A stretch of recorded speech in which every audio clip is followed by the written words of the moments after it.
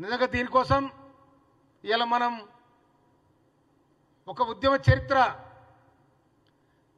ఆనాడు doctor BR Ambedkar భారత రాజ్యాంగంలో ఆర్టికల్ 3ని పొందుపరిచింది కాబట్టి తెలంగాణ రాష్ట్ర ఉద్యమం తెలంగాణ ప్రత్యేక రాష్ట్రం కావడానికి ఆర్టికల్ 3 పనిచేసింది. అదేవిధంగా ఈనాడు ఏబిసిడి వర్గీకరణ కావడానికి కూడా సుప్రీంకోర్టు ఇచ్చిన ఆదేశం బ్రహ్మాండంగా పనిచేసింది. భారతదేశంలో ఏ రాష్ట్రం కూడా ఇచ్చిన వెంటనే సుప్రీంకోర్టు ఇచ్చిన వెంటనే ఆర్డర్ను పునికిపుచ్చుకొని లక్షలాది మందిగా ఉన్న ఈ మాదిగ ఉపకులాలకు జరుగుతున్న అన్యాయాన్ని తప్పకుండా పరిష్కారం చేయాలని గౌరవనీయుల ముఖ్యమంత్రి గారు సంకల్పించడం జరిగింది. వారికి ధన్యవాదాలు. అదేవిధంగా మాదిగలకే కాదు ఇలా అన్ని వర్గాలకు కూడా సమన్వయం చేయాలని రాష్ట్ర ప్రభుత్వం సంకల్పంతో ఉన్నది.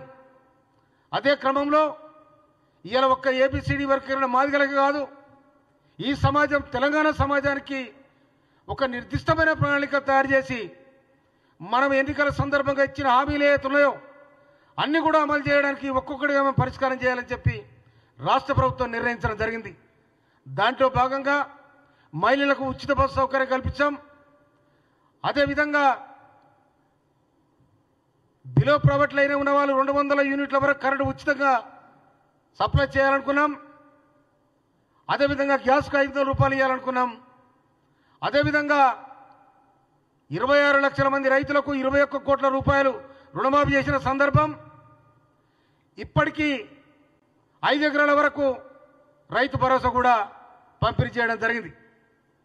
కనుక ఈ విధంగా నిన్నగాక మొన్న ఉగాది నాడు గౌరవనీయులు రాష్ట్ర ముఖ్యమంత్రి వర్యులు అదేవిధంగా నీటిపారుదల మరియు సివిల్ సప్లై శాఖ మంత్రులు వీరి ఆధ్వర్యంలో హుజూర్నగర్లో సన్నబియ్య పంపిణీ కార్యక్రమం కూడా ప్రారంభించడం జరిగింది. కనుక ఇవాళ పల్లెల్లో పోతే మహిళలు కానీ కుటుంబాలన్నీ కూడా మాకు సన్నబియ్యం ఇచ్చి మమ్మల్ని ఆదుకున్న సర్కార్ ఇది కాంగ్రెస్ సర్కార్ ఇందిరమ్మ రాజ్యం అని కూడా వాళ్ళు చాలా సంతోషపడతా ఉన్నారు. అదేవిధంగా ఇవాళ ఇందిరమ్మ ఇల్లు ఇవ్వడానికి గత ప్రభుత్వం ఒక్క ఇల్లు ఇవ్వలేదు. పల్లెల్లో వాళ్ళు కట్టించిందంతా శ్మశాన వాటికలు, వైకుంఠ ధామాలు, బొందలగడలు. కానీ ఇలా ప్రతి నియోజకవర్గానికి 3500 ఇందిరమ్మ ఇల్లు ఇవ్వడానికి డిసైడ్ చేయడం జరిగింది. నా నియోజకవర్గం తుంగతుర్తి నియోజకవర్గంలో ఉండబడిన 9 మండలాల్లో ఒక్కొక్క మండలానికి ఒక్కొక్క విలేజ్ను ఒక్క గ్రామాన్ని పైలట్ ప్రాజెక్టుగా తీసుకొని అక్కడ ముగ్గురు బాసి పునాదులు కూడా ప్రారంభించిన సందర్భాలు నేను మీకు తెలియజేస్తా ఉన్నాను.